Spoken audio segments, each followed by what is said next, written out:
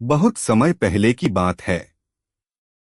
उज्जैन के राजा विक्रमादित्य, जो अपनी वीरता और बुद्धिमत्ता के लिए प्रसिद्ध थे, हर पूर्णिमा की रात को एक भूत बेताल को पकड़ने के लिए श्मशान घाट जाते थे। बेताल एक पीपल के पेड़ पर उल्टा लटका रहता था और हर बार राजा उसे पकड़कर लाते, पर बेताल कोई कहानी सुनाकर एक शर्त रखता, अगर तुमने उत्तर दिया तो मैं उड़ जाऊंगा, और अगर चुप रहे तो तुम्हारा सिर फट जाएगा। इस बार की रात कुछ अलग थी। श्मशान की राख हवा में उड़ रही थी, चारों ओर सन्नाटा था और अचानक हवा में एक अजीब सी गंध भर गई, खून और लोहे की। राजा ने जैसे ही बेताल को पीपल से उतारा, बेताल मुस्कुराया और बोला, राजा विक्रम, आज की कहानी बहुत पुरानी है, पर इसका अंत अब होगा। बहुत साल पहले एक तामसी नाम की हवेली थी, जो जंगल के बीचों बीच थी। कहा जाता था कि जो भी उस हवेली में रात बिताता, वो सुबह नहीं लौटता। गांव वाले कहते, वहां एक राक्षसी आत्मा रहती है, चंडिका, जो हर अमावस्या की रात को अपने अगले शिकार की तलाश करती है। एक बार उस गांव में एक तांत्रिक आया, नाम था काशीनाथ। उसने दावा किया कि वो चंडिका को बंदी बना सकता है। वह हवेली गया और अगले दिन लौटा भी, पर उसकी आंखें लाल थीं और चेहरा वैसा नहीं था जैसा पहले था।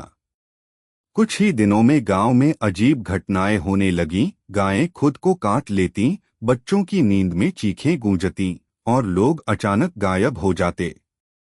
गांव वालों को लगा कि तांत्रिक ही राक्षसी आत्मा बन गया है।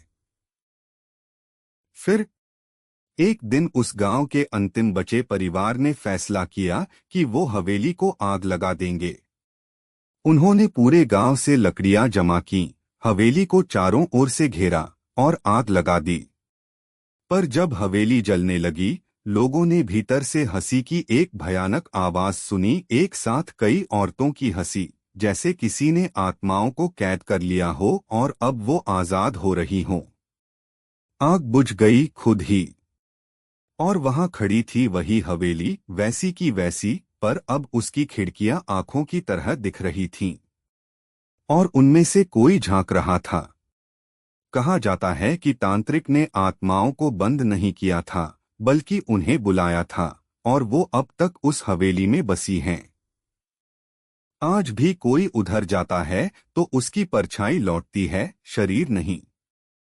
बेताल ने विक्रम से पूछा, अब तुम बताओ राजा, वह तांत्रिक काशीनाथ क्या राक्षस बन गया था या बस आत्माओं का शिकार? राजा विक्रम ने उत्तर दिया, काशीनाथ आत्माओं का रक्षक बनने आया था, पर अपनी लालसा में राक्षस बन बैठा। उसने शक्ति के लालच में चंडिका को बुलाया और अंततः उन्हीं का दास बन गया। जैसे ही विक्रम ने उत्तर दिया, बेताल जोर से हंसा और फिर उड़ गया पीपल के पेड़ पर, जैसे हर बार होता था। पर उस रात विक्रम को बेताल की आंखें कुछ अलग लगीं, उनमें डर नहीं था, बल्कि चेतावनी थी। और दूर कहीं जंगल के बीचों बीच तामसी हवेली की एक खिड़की अचानक खुद ब खुद खुल गई।